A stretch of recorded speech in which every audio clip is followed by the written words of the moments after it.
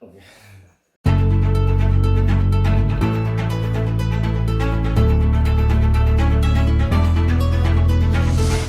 Assalamualaikum warahmatullahi wabarakatuh guys. Selamat datang di YouTube channel Audio XD.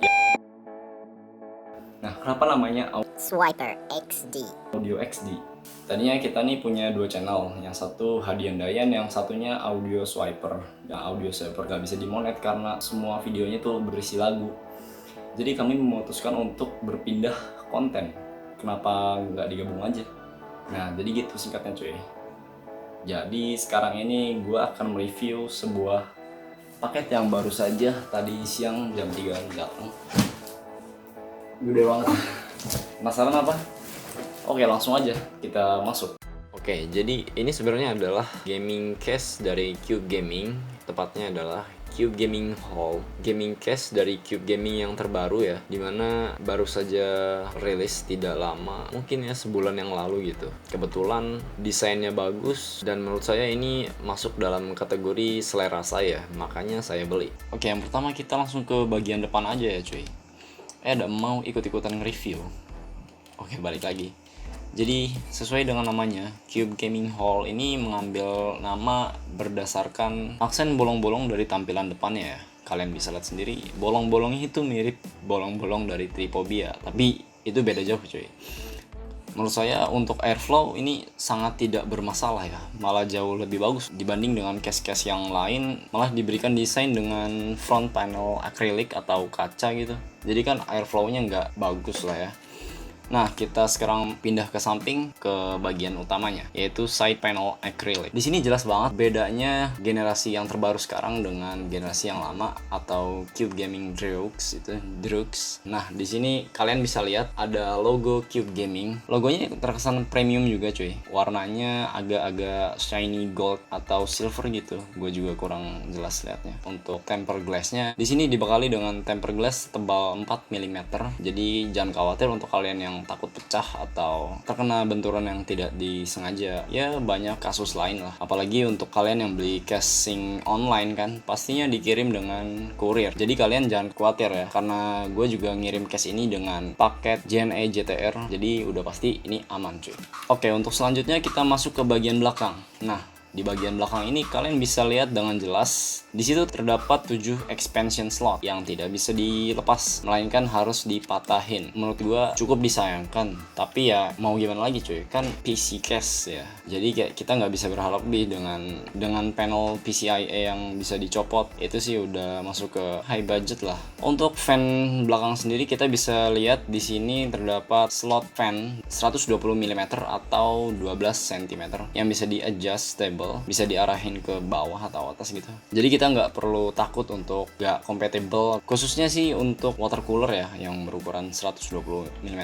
Jadi kalian nggak usah khawatir untuk itu. Nah, yang enaknya juga di sini kita mendapatkan penjepit si panel expansion slot itu nggak metodenya tradisional lah. Jadi metode tradisional dengan metode yang Cube Gaming terapkan ini jauh beda cuy. Jadi kita kalau membutuhkan 2 PCIe slot ya berarti bautnya harus ada 2 gitu. Nah, kalau dengan Cube Gaming ini kita hanya memiliki 1 baut dan tidak perlu menambahkannya lagi karena 1 pun udah cukup untuk menjepit expansion slot. Slide ini juga mendukung banget untuk vertical GPU. Nanti kita lihat apakah casing ini bisa support untuk vertical GPU. Lanjut ke bagian side sebelah kanan ya. Ini yang paling belakang. Kita bisa lihat di sini ini polosan banget ya. Cuma ada baut yang sama dengan baut side panel acrylic, cuma dia agak lebih panjang. Jadi gripnya lebih kuat. Di sini nggak ada lekukan atau tonjolan ya, karena gue yakin casing ini juga udah memiliki cable management. Jadi dia nggak perlu tonjolan-tonjolan aneh yang biasa kalian lihat di casing PC ya budgetnya di bawah banget atau murah meriah. Nah, untuk bagian atas di sini ada spot eye catching banget. Soalnya kita bisa lihat di sini sudah dilengkapi dengan mesh berwarna putih. Oh iya, untuk varian Cube Gaming sendiri sebenarnya ada 3 varian warna ya. Yang pertama itu warna putih, yang kedua pink, dan yang ketiga itu green. Tapi di bacaan Cube Gamingnya sih blue. Menurut gue sih green ya cuy. Green light gitu.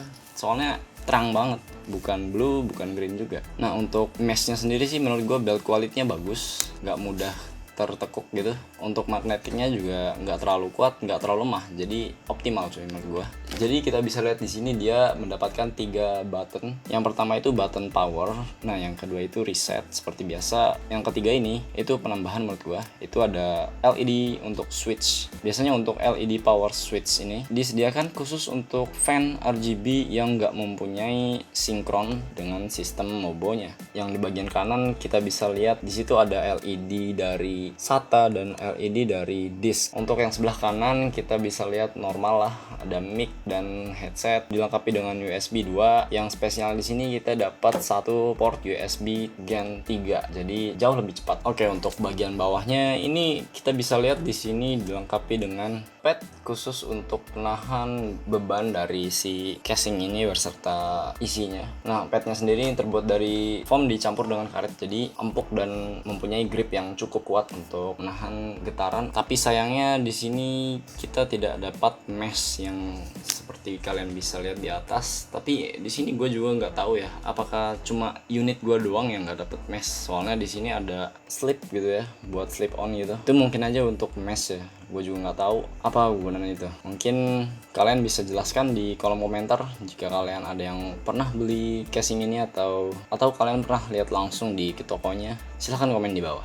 Oke, untuk tips dari gue, jika kalian ingin melepas side panel khususnya yang terbuat dari kaca, itu sebaiknya kalian letakkan tidak vertikal tapi horizontal cuy, agar panel glassnya itu tidak pecah saat kita buka, apalagi sampai jatuh ya. Oke, saatnya masuk ke dalam cuy. Di sini kita bisa lihat untuk bagian atas di bawah mesh. Di sini kita bisa lihat juga fan-nya itu bisa di adjustable. Jadi untuk kalian yang mempunyai Mobo khususnya seperti Mobo high end, diberikan space lebih longgar untuk adjustable fan atau bahkan radiator sekalipun untuk ukuran 240 mm maksimalnya. Untuk cable management sendiri di sini gue bilang udah cukup bagus, meskipun untuk kabel USB 3.0 nya itu terlalu tebal, jadi gue untuk masang dan merapihkannya juga agak susah ya. Jadi gue akalin masuknya ke depan cuy, bukan langsung ke samping. Nah, kalau langsung ke samping itu bisa membahayakan kabelnya sendiri ya, bisa putus. Makanya di sini gue katakan lumayan, karena masih ada satu kabel yang nggak bisa masuk langsung ke cable management. Nah, untuk bagian bawah motherboard, nah si Cube Gaming ini menyediakan 3 bolongan khusus untuk meletakkan cable management power CPU. Masuk ke bagian bawah. Nah, yang paling gue suka dari fitur si Case Gaming Cube Hall ini, dia support untuk vertical GPU cuy. Nah, untuk vertical GPU sendiri nanti akan gue bahas dengan bahasan video berikutnya. Ini sebagai contoh aja cuy. Tentunya juga untuk vertical GPU ini memerlukan bracket juga ya cuy, karena PCI slot dengan slot si casing ini nggak sama cuy. Jadi kita harus memiliki atau membuatnya sendiri. Oh ya, lanjut ke bagian kabel. Yang pertama kita akan mendapatkan kabel USB 3.0.